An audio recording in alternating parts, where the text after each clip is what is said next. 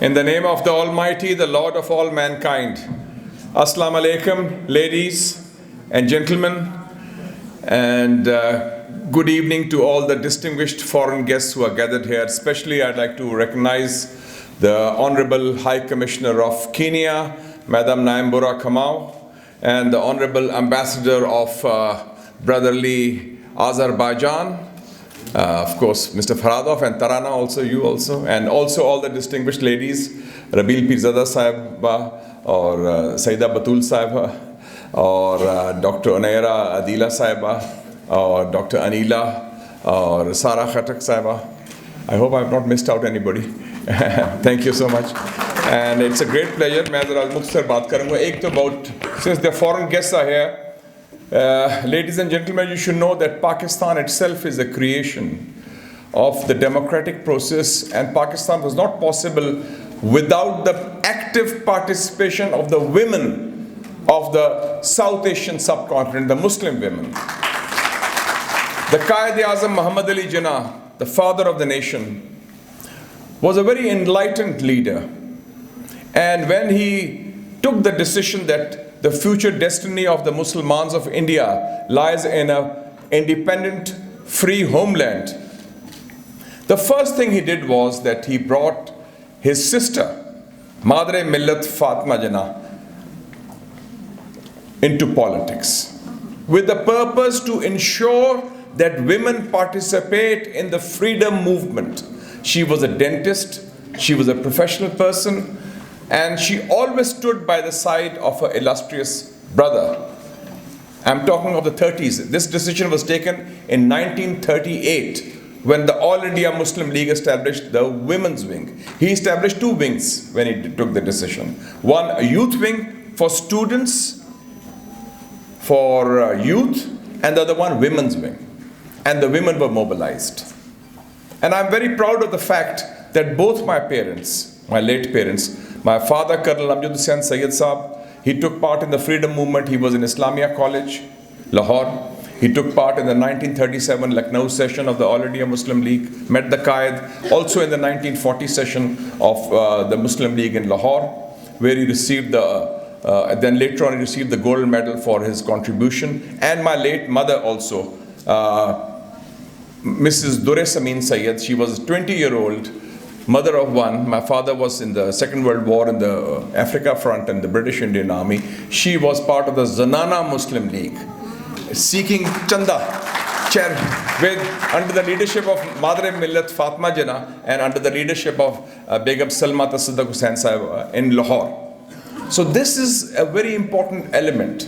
And what did the Qaid do? Two contributions. One, that he made sure that Muslim women participate in public life in a role of equality with the men, and led by his great sister, Madre Millat Fatima Jinnah. And the women came out in large numbers, they voted for Pakistan, they mobilized support for Pakistan, they used to go in trains from Lahore to Peshawar, other places, to seek support of the Muslim women. And that is a very important contribution. Secondly, before the creation of Pakistan, Muslim women in a lot of parts of Pakistan, what is now Pakistan, were deprived of their property rights, their legal rights, because there used to be what is called customary law, rivaj.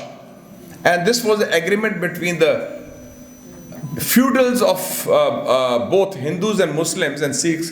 They didn't want to give property to their daughters. So they said, we have a custom that the property only belongs under their denomination to the men. The Quaid-e-Azam in 1937 in the Imperial Legislative Council introduced the Shariat Bill. He introduced the Shariat Bill, Quaid-e-Azam Muhammad Ali Jinnah, because he said under Islamic law, women have property rights. You mentioned Hazrat Khadija. This is property rights were given by Islam 1400 years ago, not by Christianity, not by others, not even under the British. So this was the level of enlightenment. I mentioned my own parents, mashallah, they were very enlightened.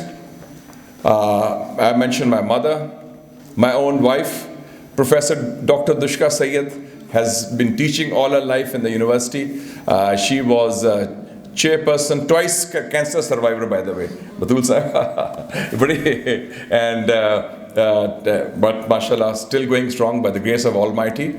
And she did a doctorate from Columbia University in New York, did a master's from LSE, London School of Economics, came back to serve Pakistan, in Pakistan, became chair of the history department and controller of examinations of the Qaeda University. At the same time, she was elected president of the Academic Staff Association. And she is the author of a book published in England.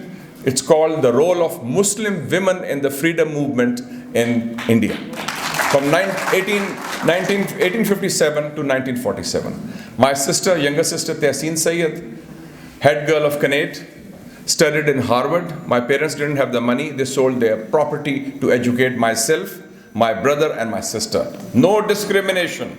They said the women deserve it. And they sold their property. She went to Harvard, got her international relations. She recently retired, also a cancer survivor, as the highest serving Pakistani in the World Bank, regional director for Caribbean and Latin America, mashallah. And also my daughter-in-law, Zala Khatak, by the way, and she has a master's from LSE, came back to Pakistan and served, and married to Mustafa. Aapke bete ke saath bhi dosti badi hai. So, you know, these are role models for us in our own families. And I think it's very important that men play that role. The vision has to come, it is not just one-sided, and this is mentioned by all the distinguished ladies. The men folk, the fathers, the brothers, the husbands, they played a leading role in that regard. And finally, I'd like to pay a heroic salute to the struggling women and girls of Gaza and Kashmir. They have struggled.